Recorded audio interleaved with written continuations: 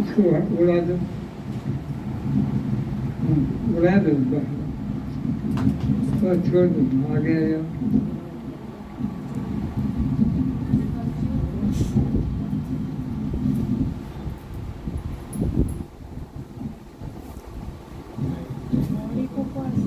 हो गया सब ठीक? टीम चाम हो गया कंप्लीट? प्रार्थना करेंगे। गुरु ब्रह्मा गुरु विष्णु गुरुदेवो महेश्वर गुरु साक्षात् परम ब्रह्म तस्मै श्री गुरुवे नमः। असतो मा सद्गमय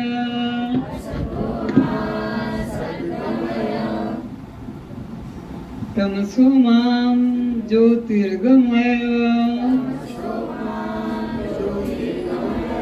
मृत्युर्मामृतं गमय। हे गुरुदेव, आप हमें परमात्मा के नाम पर जो नाना संप्रदाय चल रहे हैं, नाना गुरुडम चल रहा है, नाना भ्रांतियां चल रही है, नाना अंधविश्वास फैले हुए हैं, उससे हमें मुक्ति दिलाकर परमात्मा का जो एक सत्य मार्ग है, वैदिक मार्ग है, सनातन मार्ग है, उस पे चलाने की कृपा करें। आप हमें अज्ञान अंधकार से निकालकर अखंड परमात्मा का, सर्वव्यापी परमात्मा का, घट-घट व्यापी परमात्मा का आत्म रूप से अनुभव कराने की कृपा करें। आप हमें इस जन्म मृत्यु वाली देह से अहंता ममता छुड़ाकर, मैं मेरा भाव छुड़ाकर इसी में विद्यमान सच्चिदानंद परमात्मा का नए रूप में, सोहम रूप में अनुभव कराने की कृपा करें। ओम शांति शांति शांति।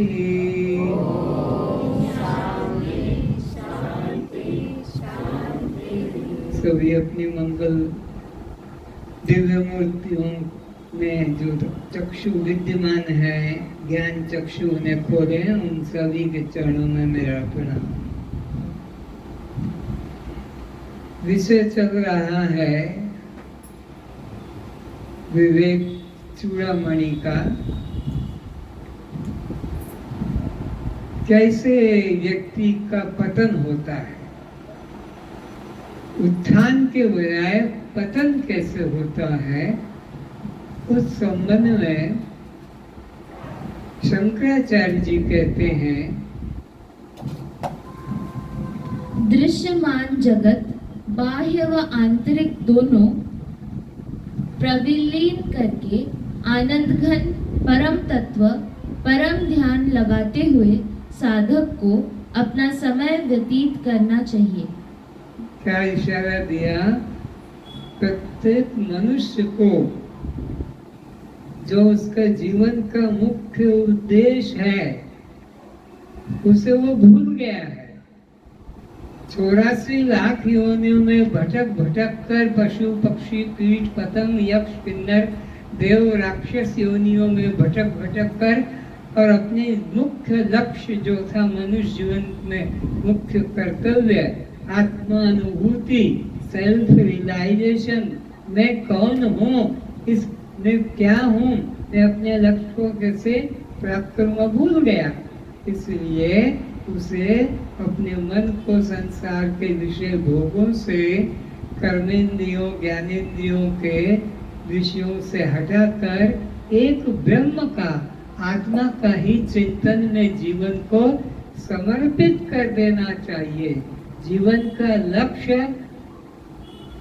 आहार, निद्रा, भय और मैथुन, ये चार काम नहीं है। ये तो पशुओं में बहुत कर लिया। आहार पशु करते हैं, निद्रा भी पशु करते हैं, भयभीत भी पशु करते हैं और अपना बच्चे भी पैदा करते हैं। तो वो तो हमने हर योनि में कर लिया। मनुष्य योनि में वही काम करना नहीं, नहीं तो दोनों पशु के बराबर हो जाएंगे। आहार निद्रा भय मैथुन सामान्य में समान है नराणाम और पशुनाम। ज्ञानाम नराणाम अधिकम विशेषो ज्ञानेन हीना पशु समाना। ज्ञान मनुष्य में भगवान ने विशेष दिया है, बाकी सब तो सामान्य ज्ञान दिया है। सामान्य ज्ञान कौन सा है? आहार करना, निद्रा करना, भयभीत रहना और बच्चे पैदा करना। ये तो सामान्य ज्ञान सब पशु पक्षी कीट पतंग 84 लाख योनियों में है। पर मनुष्य योनि जो सबसे सिरमौर है, सबसे प्रधान है, सबसे मुख्य है, उसमें का काम तो एक ही था, आत्मानुसंधान। मैं कौन हूँ, कहाँ से आया हूँ, कहाँ जा रहा हूँ, इस तरह का बाह्य विषयों का चिंतन छोड़कर आत्मचिंतन में मन को लगाना, ये मुख्य कर्तव्य है। क्योंकि मेरा तो मकान है, मेरी तो दुकान है, मेरा तो ऑफिस है, मेरी तो पत्नी है, मेरे तो बच्चे हैं, मेरा तो घर है, मेरा तो ये है, इसे अनात्म वस्तु में मन को फंसा दिया है। तो कहते हैं फिर से, दृश्यमान जगत, ये जगत कैसा है? जो हमारे सामने खड़ा हुआ है उसे दृश्यमान कहते हैं। दो वस्तु है, एक दिखाई पड़ती है और एक देखता है। एक सीन है, एक सीयर है। तो तुम अपने को सीन में, इस दृश्य में, इस विषय में मत फंसाओ। तुम देखने वाले में, तुम जो जानने वाला है उसमें अपने को स्थित करना चाहिए। तो इस दृश्यमान जगत में बाह्य व आंतरिक दोनों को प्रविलीन करके आनंद, दोनों को प्रविलीन करके, कौन कौन से? आंतरिक व बाह्य जगत, अपने आंतरिक मन के अंदर और जो आंखों के बाहर। बाहर का जगत आंखों से है, अंदर का जगत मन से है। तो इन दोनों तरफ से दोनों को प्रविलीन करके आनंद घन परम तत्व पर ध्यान लगाते हुए, किधर ध्यान लगाना है? इधर से हटाकर और इधर से, अंतर जगत से भी और बाह्य जगत से हटाकर आत्मा में, परमात्मा में अपने मन को लगाना चाहिए। परम तत्व पर ध्यान लगाते हुए साधक को अपना समय व्यतीत करना चाहिए। तो साधक को अपना समय किन बातों में व्यतीत करना है? आहार, निद्रा, भय, मैथुन, इनमें नहीं। ये तो बहुत कर चुके, इसकी जरूरत नहीं। जरूरत है अंतर जगत को और बाह्य जगत से मन को हटाकर परमात्मा में ही मन को लगाना चाहिए। किनको? जिनको कल्याण की इच्छा है, जिनको जन्म मरण के दुख से छूटने की इच्छा है। और सावधानी पूर्वक अपने अवशिष्ट प्रारब्ध का अवलोकन करना चाहिए। और जो हमारा जिस प्रारब्ध को भोगने के लिए आया है ये शरीर, उसको तुम देखते रहो, उसमें आसक्ति मत करो कि ये मेरा भोग है, मुझे ये भोगना है। कहीं ये प्रारब्ध से आया है, पहले देह में जो कर्म किए थे और जो भोग नहीं पाए थे अब उनको भोगने के लिए ये शरीर मिला। ये जो जो रोग लेकर बैठे हो, जितने लोग बैठे हो मेरे सहित, जो जो रोग, ये सब अपने पूर्व जन्म के किए कर्मों का प्रत्यक्ष प्रमाण है। और कोई बाहर की, ना वायु ने आपको दुख दिया, ना आकाश ने दुख दिया, न सूरज ने दुख दिया, न जल ने दुख दिया, न बल्कि पृथ्वी ने, न चराचर ने। ये तो सब तुम्हारे सहयोगी है, जीवन रक्षा के सहयोग करने वाले हैं। तो इनमें दोष न देखकर हमने जो पहले पहले जन्म में कर्म कर डाले और जिनका फल भोगा नहीं था, जिनको भोगने के लिए हमें ये मौका मिला है, तो इसमें हमको साक्षी भाव, समता भाव रखना है। न कर्ता भाव रखो, न भोक्ता भाव। अगर कर्ता भाव रखोगे तो फिर नया कर्म बन जाएगा। जब जब कर्ता भाव करोगे, प्रारब्ध का भोग है लेकिन मैं भोग रहा हूँ, मैं करता हूँ, मैंने किया है, तो ये भाव अगर रहेगा तो फिर अगला नया प्रारब्ध बन जाएगा। तो और नया प्रारब्ध न बने तो जितना है उसी को भोग कर समाप्त कर देंगे तो हमारा ये आवागमन का चक्र समाप्त हो जाएगा। लेकिन हम क्या करते हैं, पिछला जो हमने भोग किया है, पिछले जन्म में जो कर्म किया है उसका फल तो अभी पूरा भोगा नहीं और नया कर्म और बनाकर जमा कर दिया, तो हमारा संचित कर्म और बढ़ता ही जाएगा।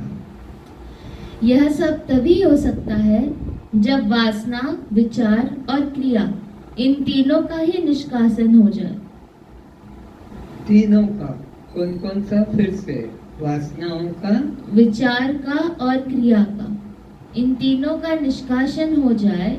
जब तीनों हमारे मन से समाप्त हो जाएं, तो यदि हमारे प्रयासों के बाद भी वासनाओं का पूर्णतः क्षय नहीं हो पाया है, तो समझना चाहिए कि जो अवशिष्ट वासना हमें कष्ट पहुंचा रही है वह हमारी नियति है, प्रारब्ध कर्म है।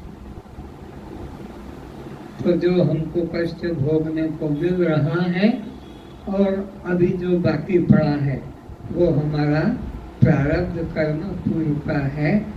हम इन सब से अलग हैं। यह बहुत प्रबल होती है। हर एक अपना प्रारब्ध भोगने को विवश होता है।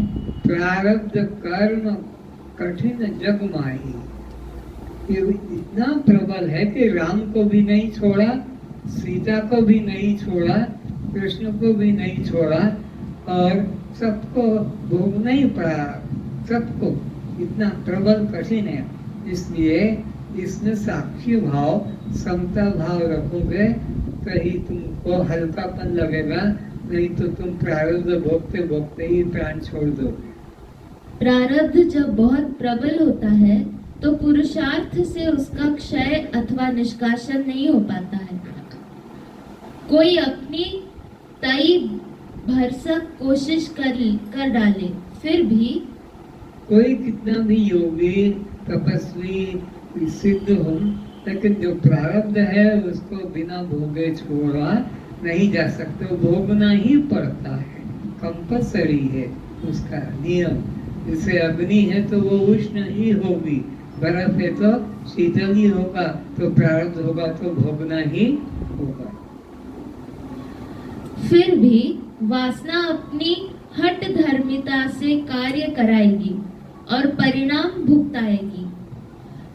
उनके क्षय के लिए उन्हें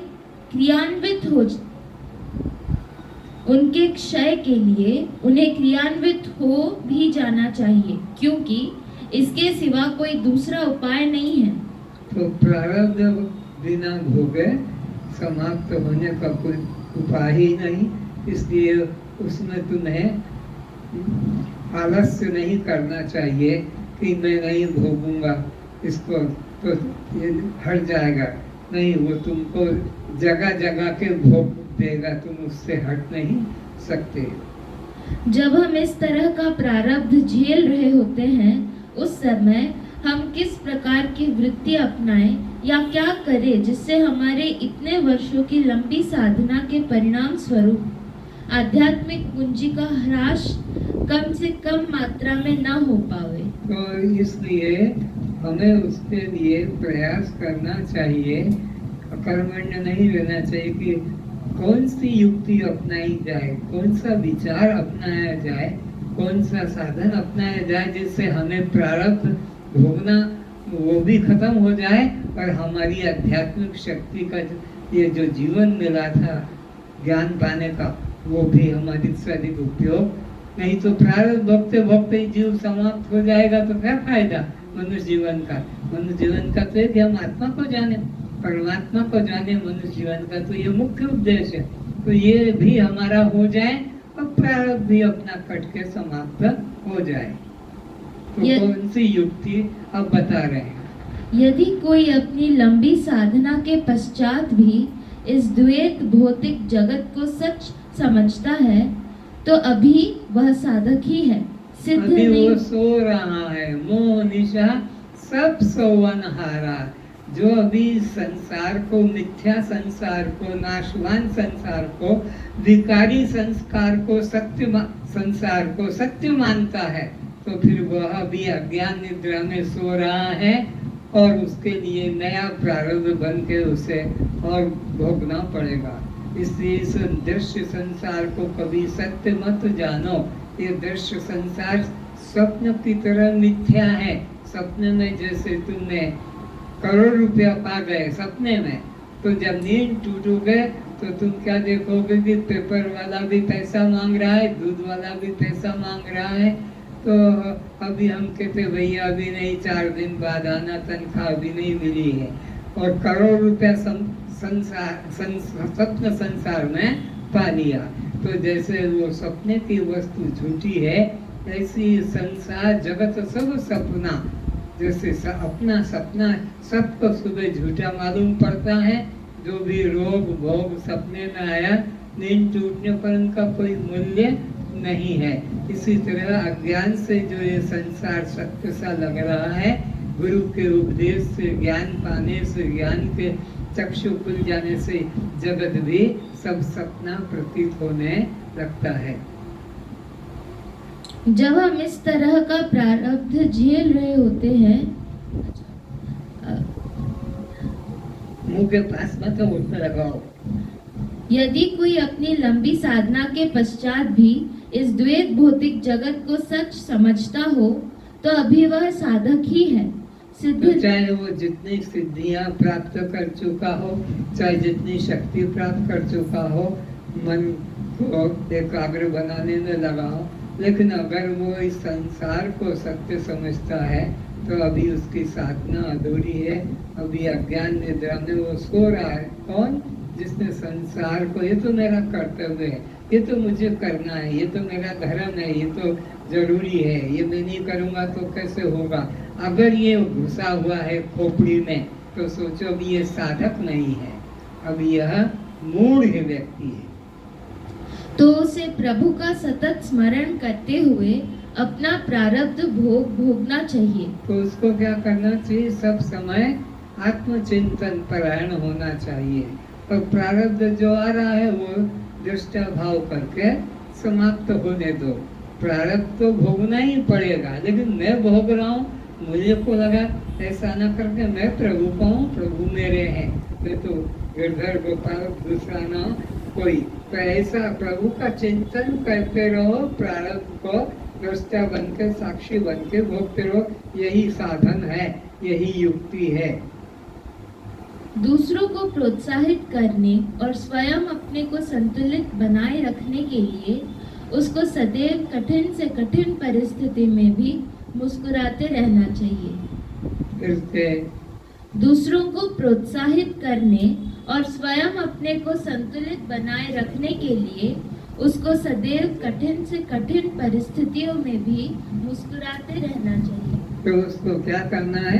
कठिन से कठिन भी परिस्थिति क्यों ना आ जाए, उसको अपने मुस्कुराते रहना है, अपने साथियों को प्रोत्साहन भी करना है और अपने को भी उसमें जोड़े रखना है। और प्रभु का चिंतन निरंतर बनाए रखना है। हर श्वास में परमात्मा का चिंतन। ये नहीं कि अभी आधे घंटे बाद फिर खाने के बाद, फिर नहाने के बाद, फिर मेरा आराम के बाद, फिर भगवान को 10 मिनट चिंतन न, कोई श्वास बिना उसके चिंतन के खाली नहीं जाना चाहिए। इसलिए श्वास श्वास में नाम सुमिर, वृथा श्वास मत खो। ये सांस जो गया है कब आएगा कोई भरोसा, इसलिए हर श्वास में प्रभु का चिंतन रहे तो अंत मति सो गति। जैसे अंत में तुम्हारा चिंतन होगा, अगर पत्नी का चिंतन होगा तो कुतिया बनोगे, अगर पति का चिंतन है तो तुम बाघ भालू बनोगे, अगर तुमको धन का चिंतन है तो सांप बनोगे, अगर तुमको रोग का चिंतन है तो तुमको बीमारी के अंदर आना पड़ेगा। इसलिए अपने हर श्वास को ये जान के कि अंतिम श्वास है ये, परमात्मा का चिंतन जाए, संसार का उसमें चिंतन न जुड़े। हर श्वास को अंतिम जानकर प्रभु के नाम में लगाए रखो। इस प्रकार वह अपना समय यापन करे, एक हाथ प्रभु के चरण में रखे हुए और दूसरे हाथ से कार्य करते हुए। इसके सिवा कोई कारगर उपाय नहीं है। तुम 2 हाथ दिए भगवान ने, तो एक तो अपना मन से परमात्मा का चिंतन करे, मन से। और तुम परमात्मा का चिंतन हाथ से नहीं होता है, पैर से भी नहीं होता है, परमात्मा का चिंतन मन से होता है। अगर तुमने मन उसमें जोड़ दिया, तन से संसार का काम करते रहो, कोई बंधन रूप नहीं होगा, क्योंकि कर्म में कर्ता भाव जुड़ेगा कब, जब वहाँ मन होगा, मन तो परमात्मा में जुड़ गया। तो अब यहाँ बस देह से कर्म हो रहा है। जैसे डॉक्टर ऑपरेशन करता है, वो रोगी अगर मर भी जाता है तो उसको उसका पाप दंड नहीं लगता, वो तो चेष्टा कर रहा था रोग से मुक्ति दिलाने की, पर उस रोगी का तो प्रारंभ मरने का था, तो डॉक्टर बेचारा क्या करेगा। इसलिए डॉक्टर के मन में कर्ता भाव नहीं होता है, इसलिए साक्षी भाव बनाए रखो। परम प्रभु के और उसकी महिमा के प्रीति पूर्वक चिंतन में डूबे हुए, उसी में मग्न रहते हुए, किसके, प्रभु के चिंतन में मन को डुबा के रखो, उसी में मग्न रहो, उसमें आनंदित रहो। अपने जीवन का दिन ऐसे निकालना चाहिए। अपने जीवन का दिन प्रभु चिंतन में, अपने जीवन का हर श्वास हर क्षण प्रभु के चिंतन में ही व्यतीत होना चाहिए, न कि पत्नी के, पति के, बच्चे के, पति के, धन के, रोग के, इनके चिंतन के लिए जीवन नहीं मिला है, आत्मा के चिंतन के लिए है। अपने चारों ओर की समस्याओं से साहस पूर्वक और कुशलता से जूझते हुए, ये समस्याएं एक अवशिष्ट प्रारब्ध ही तो है, ऐसा सोचकर व्यक्त करना चाहिए। तो जो भी जीवन में कठिनाई मालूम पड़े, उसमें निराश नहीं होना चाहिए, हताश नहीं होना चाहिए, तब सोचो ये सब मेरा प्रारब्ध है जो मुझे इस कार्य में रुकावट कर रहा है, लेकिन मैं इससे डरने वाला, रुकने वाला नहीं, बल्कि इसका साहस करूंगा, हिम्मत करूंगा, मुकाबला करूंगा, हताश नहीं होऊंगा। उनसे वह बच नहीं सकता, उसे उनको झेलना ही है। तो कोई भी व्यक्ति इन प्रारब्ध कर्म से बच नहीं सकता, वो भोगना उसके लिए अनिवार्य, प्रकृति का नियम है। क्योंकि हमारे यहाँ तो राम का प्रमाण है ना, राम को 14 साल जंगल भेज दिया प्रारब्ध ने, सीता को राम से भी जंगल में रहकर भी रावण हर के ले गया, वहाँ रहना पड़ा। कृष्ण अपनी पटरानियों को द्वारिका से निकलना चाहता था, जंगल के लोगों ने पटरानियों को, कृष्ण की पटरानियों को, गोपियों को, दासियों को जंगल में ही छीन लिया, लूट ले गया। अर्जुन जबकि लेने गया था, महाभारत का युद्ध भी जीता अर्जुन ने, लेकिन उन एक को भी बचा नहीं पाया और रोकर भगवान से कहा, प्रभु मैं आपकी रानियां, पटरानियां, दासियां, किसी की रक्षा नहीं कर पाया। जंगल के लोग आ गए और अपना उठा के लेकर भाग गए मैं देखता रह गया। तो ये प्रारब्ध, कृष्ण को तीर लगा और वो भी प्राण छोड़ गया। कृष्ण को भी तीर मारा किसी जरासंध ने, किसने, और वो प्राण छोड़ गया। तो ये प्रारब्ध का तो सबको भोग करना है। हिम्मत रखो और प्रभु में अपने मन को जोड़ के रखो, ताकि नया प्रारब्ध नहीं बनेगा। प्रभु में मन को जोड़ के रखोगे तो तुम्हारा पिछला भी प्रारब्ध कट जाएगा, अगला नया प्रारब्ध बनेगा नहीं और मुक्ति पा जाओ। आलस्य, असावधानी ब्रह्मनिष्ठा में नहीं करना चाहिए। आत्मनिष्ठा में, ब्रह्म चिंतन में कभी भी आलस्य, प्रमाद नहीं करना चाहिए। क्योंकि तुमने सोचा थोड़ी देर सो लूं, बस निकल गया इतने में प्राण, तो अब तुम क्या करोगे। इसलिए इसका सदा मुकाबला करते रहो, हताश मत हो, निराश मत हो और आलस भी मत करो। आत्मचिंतन से अपने को कभी खाली मत रखो। ब्रह्मा जी के पुत्र भगवान सनत कुमार ने प्रमाद को मृत्यु की संज्ञा दी है। निरंतर ब्रह्मा जी के पुत्र संत कुमार ने आलस्य को, प्रमाद को मृत्यु की संज्ञा दी है। मृत्यु है, आलस्य करना मृत्यु है। आलस्य परमात्मा के नाम पर करना ही मृत्यु है। भले तुम्हारा शरीर जिंदा है, लेकिन तुमने आलस्य कर लिया प्रभु के भजन में। मेरे पास तो समय नहीं है, मेरा तो ये देह ठीक नहीं है, मेरा तो परिवार ठीक नहीं है, मेरे तो बच्चे ठीक नहीं है, तो वो मैं कैसे सत्संग करूं। मैं सत्संग करने का मेरे पास में समय नहीं है। मेरा कर्तव्य है, मेरा भाई का बच्चा है और उसका कौन देख रेख करेगा अगर मैं नहीं करूँगा। तो इस तरह अपने को फंसा लेते हैं। कभी प्रमाद मत करो। अपने कल्याण के लिए जीवन, अपने कल्याण के लिए जीवन मिलाए, नहीं कि भाई बेटों के, बहू बच्चों के पालने के लिए, उनकी रक्षा करने के लिए। तो मूढ़ लोग, अज्ञानी लोग ऐसा प्रमाद करते हैं कि मैं नहीं करूँगा तो उनका कौन देख रेख करेगा, उनको कौन संभालेगा। अरे सबको संभालने वाला परमात्मा है, लेकिन मूर्ख लोग अपने हाथ में मैं कर रहा हूँ, मैंने किया, मेरे द्वारा होगा, ऐसा कभी प्रमाद नहीं करना चाहिए। प्रमाद ही मृत्यु है। जिसने प्रमाद किया, ये देव दुर्लभ योनि हाथ से चली गई। ये आत्महत्यारा, ये आत्महत्यारा है। कौन? जिसने परमात्मा के नाम पर आलस्य, प्रमाद कर लिया। प्रमाद ही मृत्यु है। हाथ से देव दुर्लभ जीवन गया। अब ये और आत्म ज्ञान जगाने का मौका किसी योनि में, देव योनि में नहीं मिला, तो कीट पतंग योनि में कैसे परमात्मा को पाने का मौका मिलेगा। देव योनि में जब नहीं मिला, देव तरफ से मनुष्य के लिए कि मनुष्य ही मिल जाए तो हम इसमें आत्म ज्ञान प्राप्त कर ले, और वो मिल गया मनुष्य जीवन, और तुमने आलस्य कर लिया, फिर कर लूंगा। अभी तो जवानी है, शादी की है, अभी तो बच्चा पैदा करना है, अभी तो नौकरी लगी है, अभी तो ये अब तो कर लूंगा। तो पता नहीं मौत किस वक्त निकल जाए और हाथ से मौका चला जाएगा। इसलिए प्रमाद ही मृत्यु है। निरंतर ब्रह्म चेतना बनाए रखने का सतत प्रयास ही ब्रह्मनिष्ठा है। हर व्यक्ति को मनुष्य जीवन जिसने पाया है, हर समय आत्मचिंतन में मन को लगाना है। आत्मचिंतन में ही जीवन व्यतीत करना आत्मनिष्ठा है।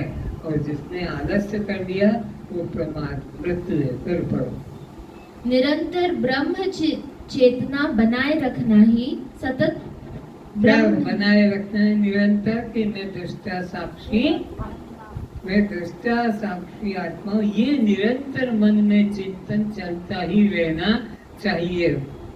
कुछ भी, लेट्रिन जाओ, बाथरूम जाओ, खाना खाओ, नहाने बैठो, कपड़े पहनो, सड़क पे जा रहे हो, लेकिन अंदर ये चिंतन लगातार कि मैं दृष्टा साक्षी, इसमें आलस्य प्रमाद नहीं करना चाहिए। प्रभु का निरंतर स्मरण, मन से उनकी चेतना एक निमिष भी न छूट पावे। हाथ में माला ले ली और ऑफिस का चिंतन, हाथ में माला ले ली और किचन का चिंतन, हाथ में माला ले ली और वाणी से राम राम कुछ हो रहा, लेकिन शत्रु का चिंतन, बिजनेस का चिंतन ये होगा नहीं। हृदय से परमात्मा का हर श्वास में चिंतन चलना चाहिए। यदि ऐसा कर सके तो प्रमाद नहीं होगा। अगर ऐसा करने में कर लिया तो फिर आलस का सवाल ही नहीं रहता, प्रमाद नहीं होगा। और प्रमाद कर लिया तो फिर ये आत्मचिंतन हाथ से ये ब्रह्म हत्यारा बन जाएगा, ये आत्महत्यारा बन जाएगा। और जिसने जीवन पाया और परमात्मा का काम को कर लेंगे, अभी तो बुढ़ापा बहुत दूर है, कर लेंगे तो बस ये मरेगा, ये ब्रह्म हत्यारा बनेगा। सदैव उनका स्मरण करना चाहिए।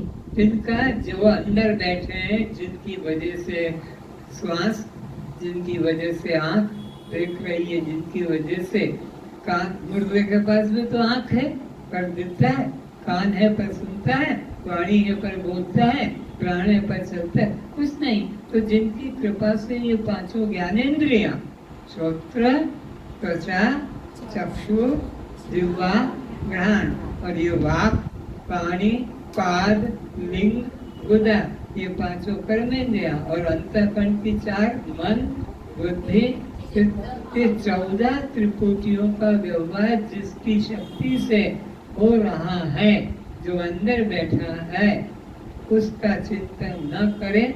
बुढ़ापे में कर लेंगे, बुढ़ापा आएगा तब कर लेंगे, अभी तो बहुत समय है, अभी तो जवानी है, अभी तो मेरा पढ़ाई चल रहा है, अभी तो मैं किशोर हूँ इत्यादि अगर कर लिया तो इसने यह हाथ से मौका, शुभ अवसर छूट गया, आत्महत्यारा बन गया। सदैव उनका स्मरण करें।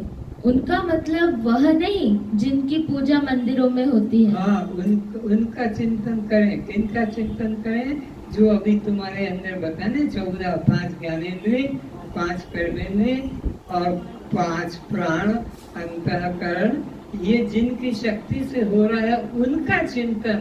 उनका चिंतन यानी नहीं मंदिर में बैठे हैं कि अयोध्या में, कि काशी में है या वृंदावन में है या बद्री केदार में, उनका चिंतन नहीं। जिनकी मंदिर में पूजा आरती हो रही है पत्थरों की, मूर्तियों की, उनका चिंतन नहीं।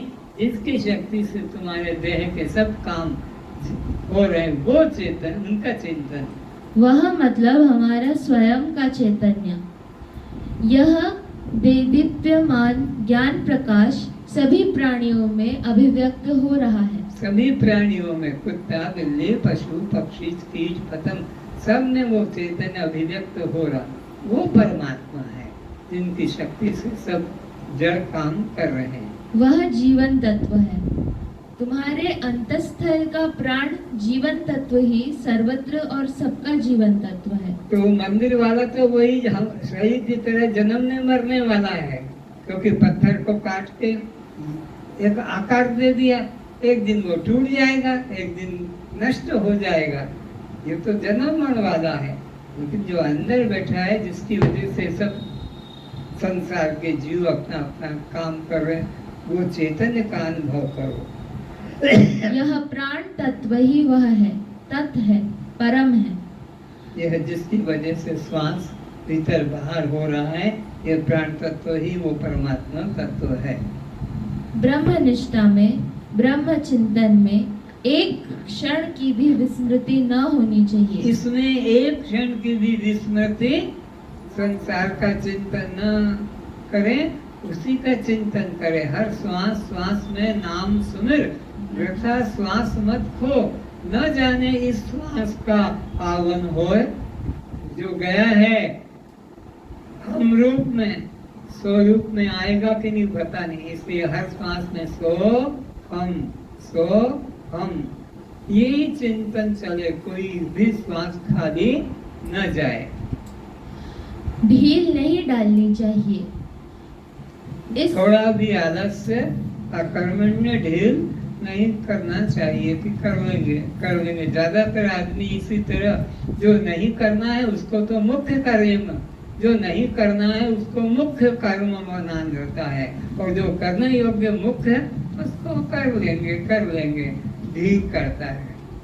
इस परम तत्व सत्य को हम किसी भी हालत में, किसी भी समय और किसी भी जगह न भूलने पावे। इसको जैसे हम अपने पत्नी को, अपने पति को जिस भी कष्ट में अवस्था में हो, अपने बच्चे को या अपने घर को हम कभी भूल नहीं पाते हैं कि हमारा घर का हम तो भूल गए।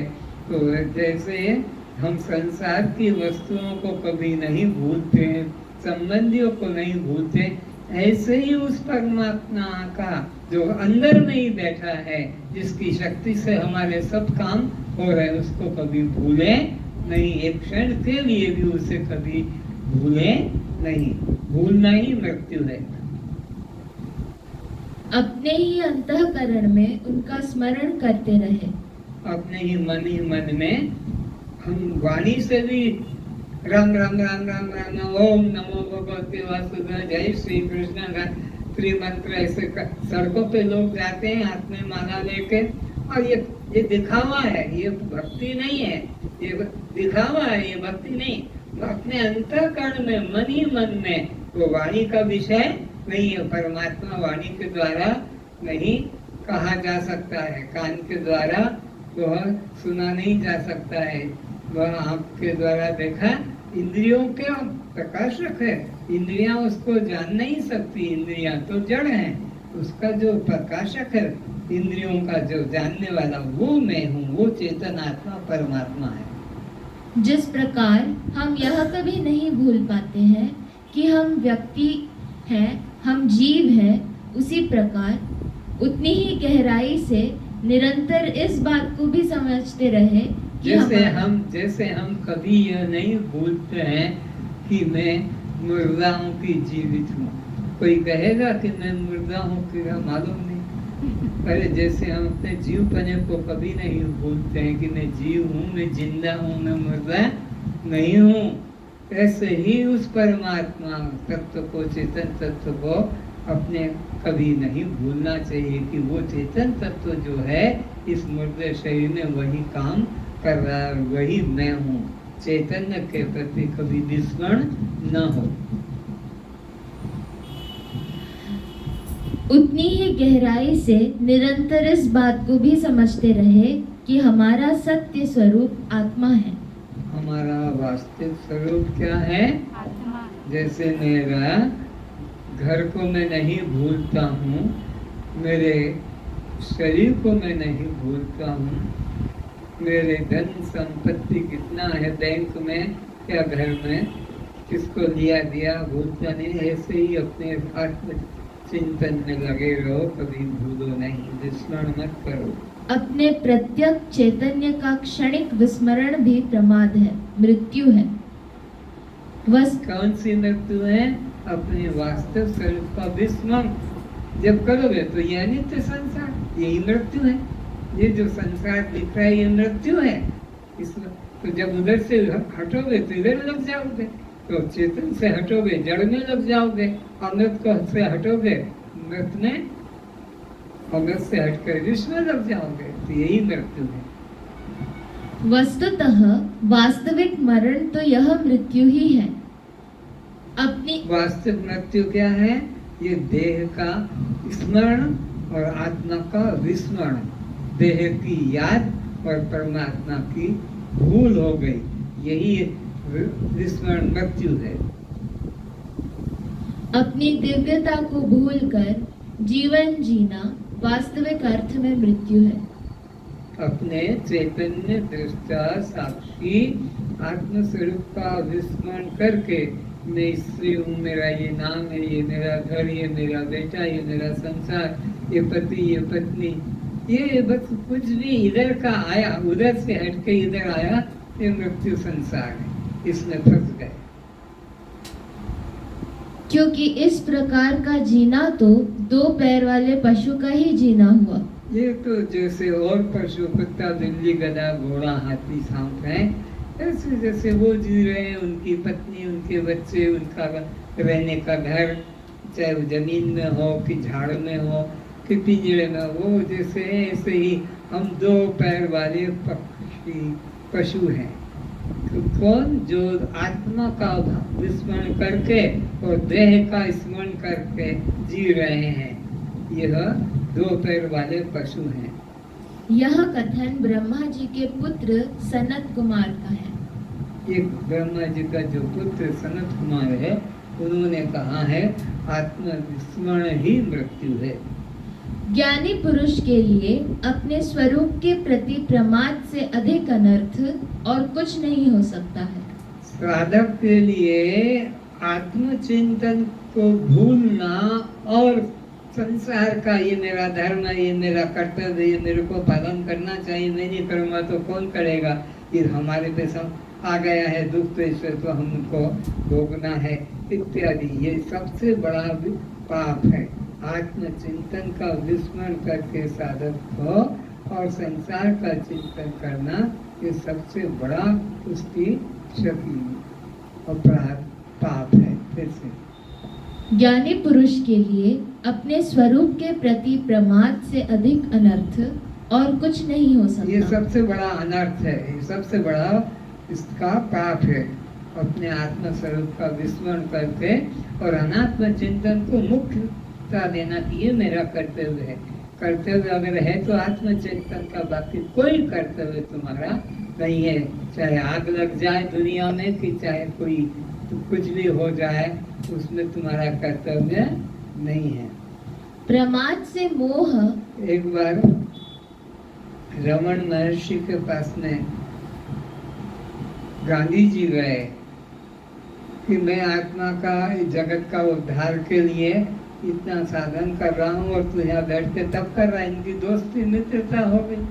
तुम कहा कि हाँ ठीक, तुम्हारी दृष्टि में जगत सत्य है तो तुम करो, मेरी दृष्टि में जगत ही नहीं तो मैं किसके लिए करूँ।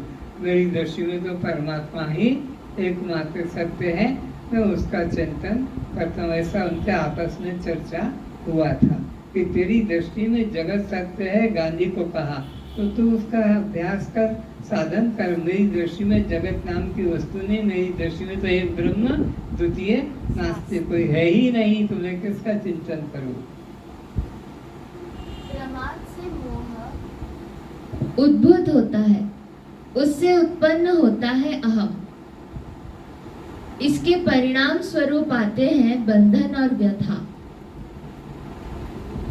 आध्यात्मिक साधना के पथिक के लिए इससे बढ़कर दुखद और कोई बात नहीं हो सकती कि उसे प्रमाद अर्थात अपने सत्य स्वरूप की विस्मृति हो जाए। अपने सत्य स्वरूप को भूलना, इससे बड़ी कोई हानि तो साधक के लिए सबसे बड़ी हानि है तो यही है कि अपने सत्य दृष्टा स्वरूप, साक्षी स्वरूप, आत्म स्वरूप को भूलकर इस अनात्म जड़ देह को, विकारी शरीर को, जनने मरने वाले शरीर को मैं करके मानना। प्रमाद ही सारे दुखों की ज्वालामुखी का विस्फोट करता है। अपने सत्य स्वरूप का विस्मरण अर्थ सत्य का अज्ञान।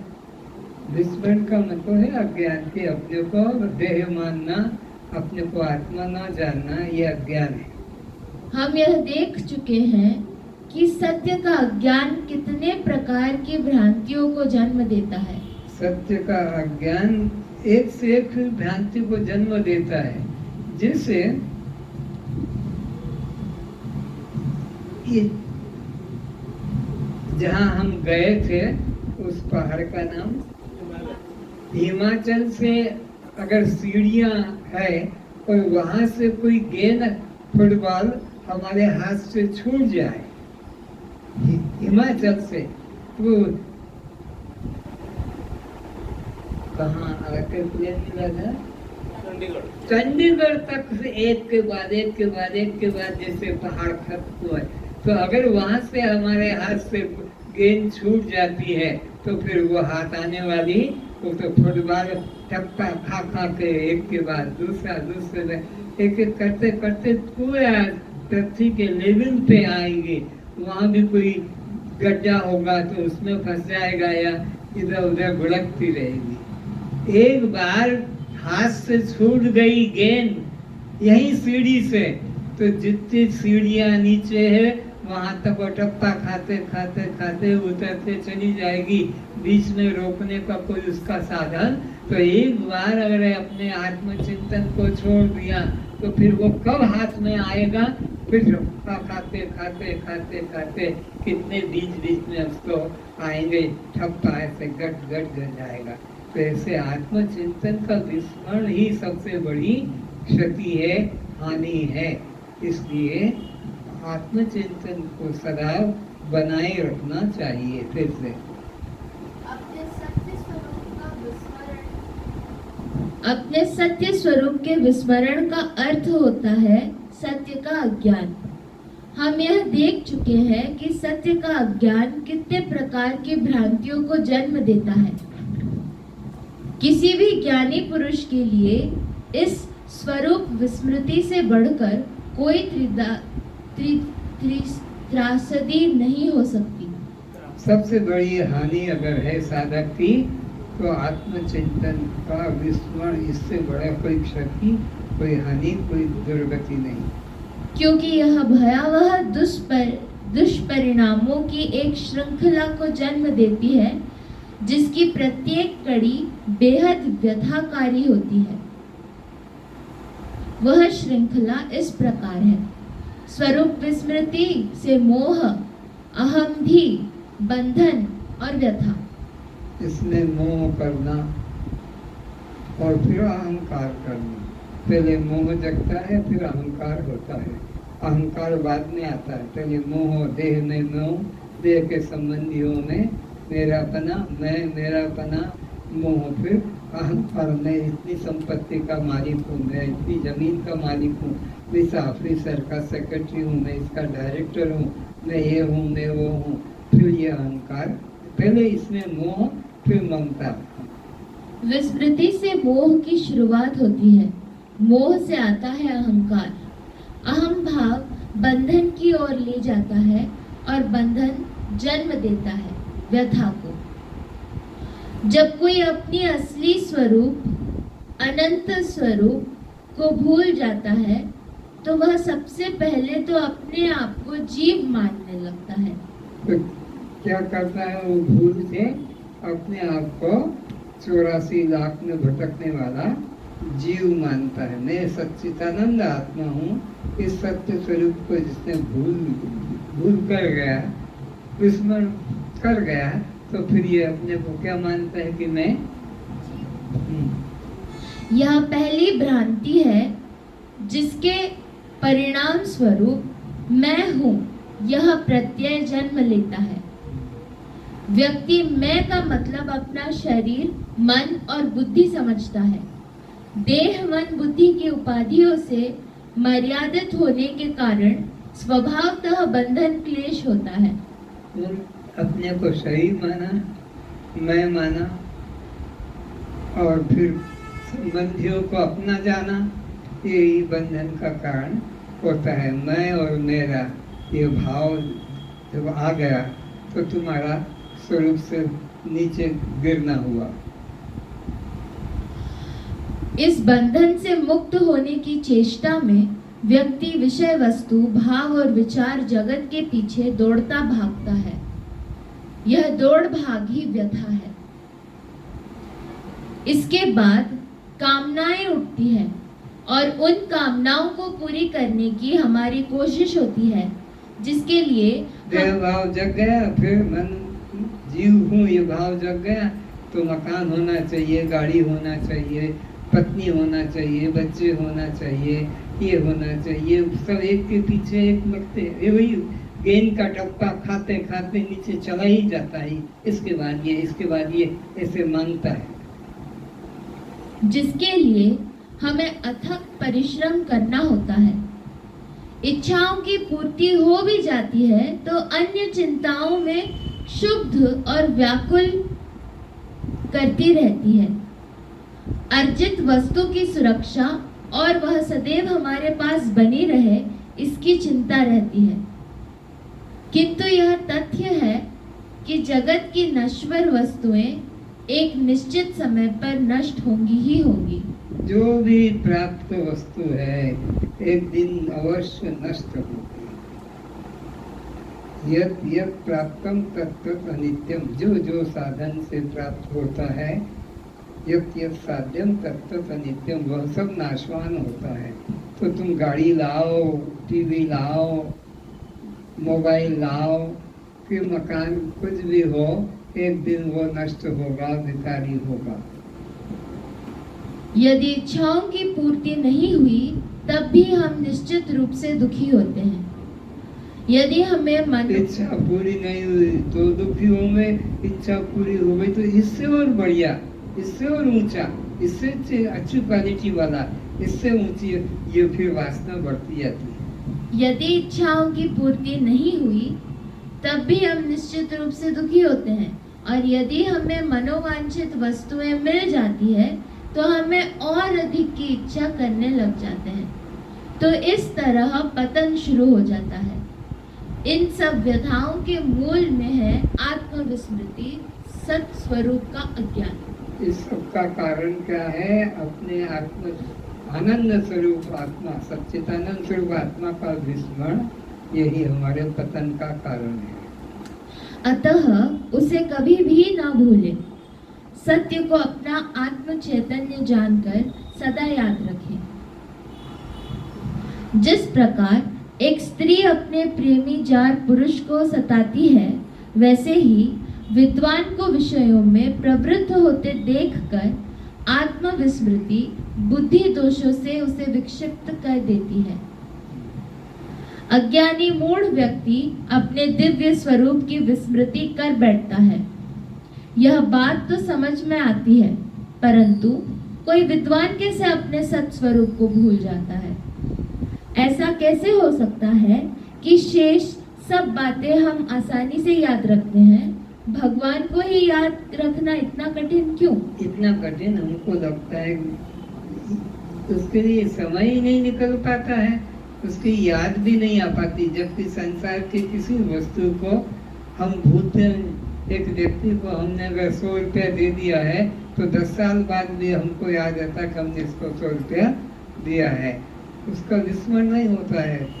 लेकिन अपने परमात्मा का जो स्वरूप है, जिसकी शक्ति से सब शरीर काम करता है, उसको ही याद करना इतना मुश्किल हो जाता है, वही कठिन लगता है, वो याद नहीं होता है। सच बात तो यह है कि भगवान हमें अपने स्वरूप की विस्मृति नहीं करवाता।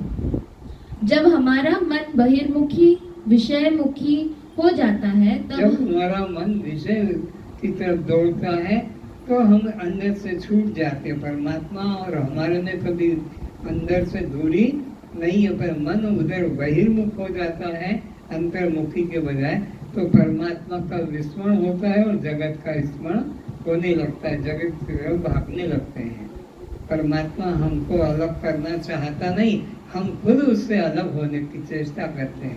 परमात्मा तो हमारा स्वरूप है।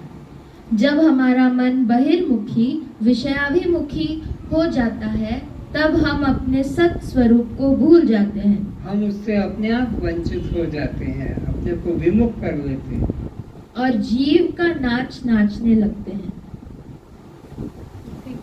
भगवान ने इंद्रियां पारंगमुखी बनाई हैं, इसलिए मूढ़ जन उस चैतन्य को, उस जीवन तत्व को भूल जाते हैं। परमात्मा ने जो हमको इंद्रियां दी है, ये बहिर्मुख दी है।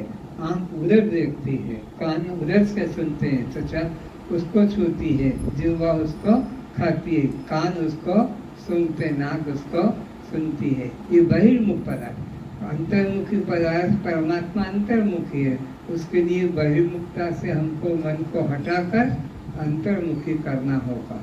परमात्मा बाहर से शब्द, स्पर्श, रूप, रस, गंध रूप में पकड़ में आने वाला, ये सब अनित्य। ये इंद्रियां जो है अनित्य से जोड़ती है, परमात्मा से नहीं जोड़ती है। परमात्मा से तो विमुख करती है और अनात्मा के सम्मुख मिल जाती है। कान भगवान को सुन नहीं सकता है, संसार को सुनता है। त्वचा भगवान को छू नहीं सकती है, अनित्य संसार को। आँख परमात्मा को देख नहीं सकती है, अनित्य संसार को। जिह्वा स्वाद लेता है अनित्य विषयों का, परमात्मा का नहीं। और कान भी नाक भी अनित्य संसार को परमात्मा को, परमात्मा पांचों इंद्रियों का प्रकाशक है, पंचों इंद्रियों से प्रकाशित होने वाला, जानने में आने वाला नहीं। इसलिए मूढ़ जन चैतन्य को, उस जीवन तत्व को भूल जाते हैं जो हर इंद्रिय क्रिया या विचार के पीछे भासमान है। परमात्मा कहाँ है? मंदिर में, तीर्थ में नहीं, उस सब इंद्रियों के क्रियाओं के पीछे वही है। वो ना होगा तो कोई इंद्रिय अपना अपना काम कर ही नहीं सकती है। आंख के पीछे ना होगा तो ये मुर्दे की आंख क्यों नहीं देख पाती है? मुर्दे के पास में भी तो नाक है, हाथ है, पर वो उधर न करके संसार के तरफ रहता है। परमात्मा के तरफ जो पीछे है उसको ग्रहण नहीं कर पाता है। परमात्मा मुर्दे में से निकल के कहीं जाता नहीं कि मुर्दा मर गया तो इसमें से परमात्मा निकल कर बैकुंठ में अपने गांव में चला गया।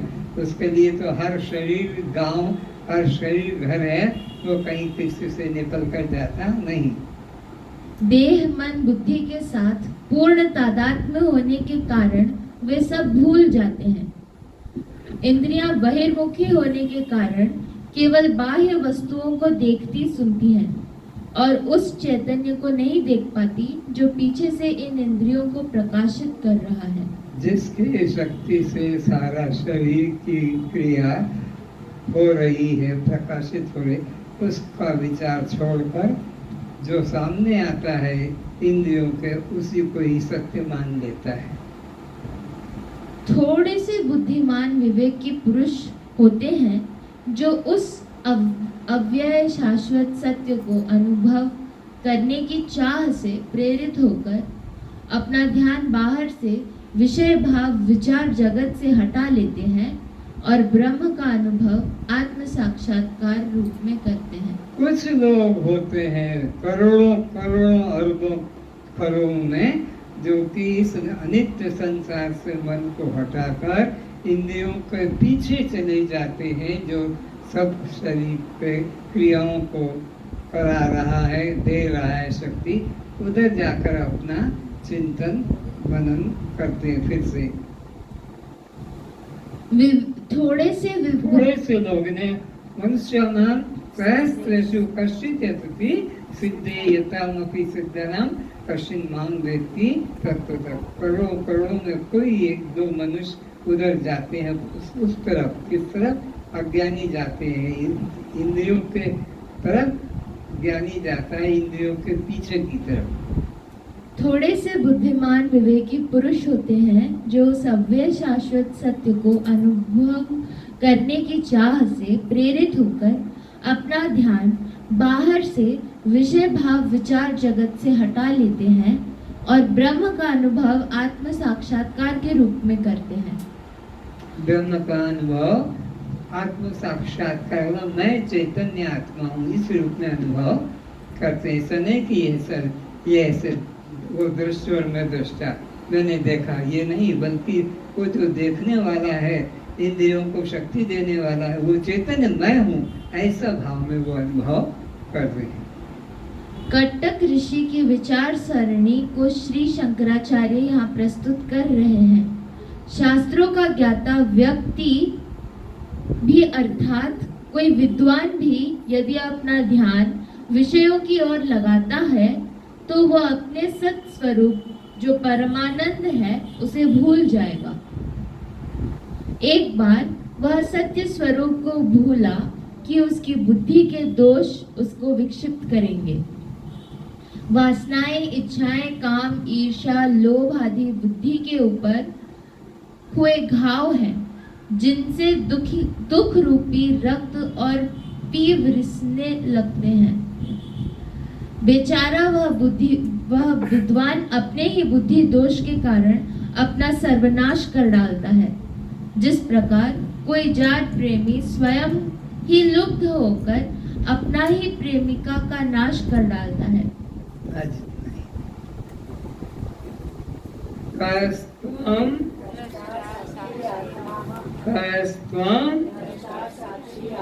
आप जड़ हैं, दृश्य हैं, अनात्मा है, शव है, पर प्रकाश हैं, आप बद्ध हैं, आप जीव हैं, तो फिर कर्ता भोक्ता हैं,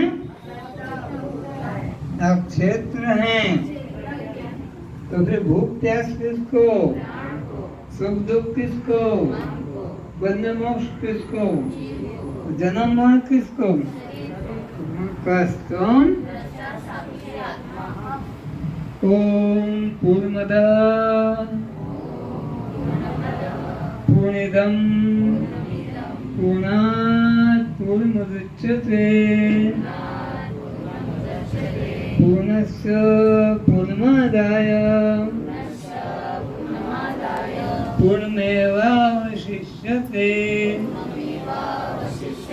ओम शांति शांति शांति।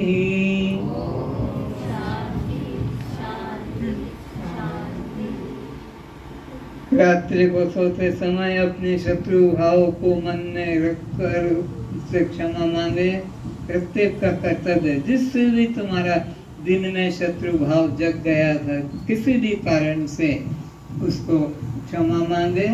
और जब नींद खुल जाएगी उसे कहीं भी ढूंढ कर अगर पास में है तो क्षमा मांग ले, या जब तुम्हारे सम्मुख को क्षमा मांगे। अगर शत्रु भाव से क्षमा नहीं मांगा तो फिर तुमको उसी का घर का कुत्ता बनना पड़ेगा, उसी के घर का घोड़ा गधा बनना पड़ेगा। इसलिए शत्रु भाव को कभी जिंदा न रखें, मौका लगते ही क्षमा मांग ले और भगवान से प्रार्थना करे, हे तो एक दिन मुझे और दे दो। अभी तक तो मैंने सबकी हानि की, लूटा, ठगा, चोरी, झटका, सब झूठ बोला। एक दिन मुझे दे दो ताकि मैं अपने कल्याण का साधन करूं। रोज सोते समय भगवान से प्रार्थना करो, शत्रु भाव से क्षमा लेकर भगवान से प्रार्थना करो कि मुझे एक दिन और दे दो ताकि मैं अपना कल्याण करूं। और सुबह जब अपने को उठा देखो, अरे भगवान ने मेरी प्रार्थना मान ली, मुझे जिंदा छोड़ दिया। नहीं तो रात को भी श्वास निकल जाता, श्वास को तो अब क्या करना है, सूर्य को धन्यवाद, सूर्य देवता को कि जैसा तेरा प्रकाश सब पे समान है, गरीब अमीर, छोटा बड़ा, पापी पुण्यात्मा, तो कोई भेद नहीं करता, सबको प्रकाश देता है। ऐसा मेरे मन में भी सबके प्रति समान भाव रहे, ऊंच नीच, छोटा बड़ा, गरीब अमीर ना देखूं, ये भाव रखें। और सोचो मैंने भगवान से प्रार्थना की थी कि एक दिन मुझे दे दो तो मैं लोक कल्याण के कर्म करूँगा। तो मेरे पास क्या है, अपना रक्त, किसी को कुछ जरूरत पड़े तो रक्त दे दूँ, मेरे पास धन है तो धन की जरूरत है उसे धन दे दूँ, मेरे पास में अपने कपड़ा ज़्यादा है तो कपड़ा दे दूँ, कोई न कोई ढूंढ कर मदद करना है। ये प्रतिदिन का कार्य कल्याण की साधना है। ये मंदिर में जाना, फूल चढ़ाना, फल रख देना, हाथ जोड़ के दीपक जला के आना, ये काम नहीं है। काम जो करना है चैतन्य कर प्रति करना है। आज जाओ,